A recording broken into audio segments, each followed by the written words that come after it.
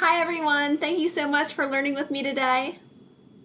Guys, this is our last school counseling video of the school year. I miss everyone so much.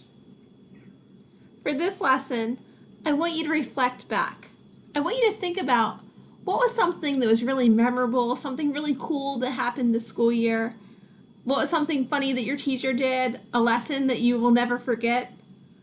On this Padlet, I want you to share some memories of the school year. And if you write who your teacher is, I'll make sure they get to see it too. Also on this Padlet, I have some mindfulness techniques that you can use on how to calm yourself down during the summer if you feel frustrated or overwhelmed. There's also some things you can make to help you calm down too. There's some glitter jars, there's some stress balls, some things that you can make with your families too. Well, I miss everyone so much. I will see you guys in the fall. Have a great summer. Have a grace.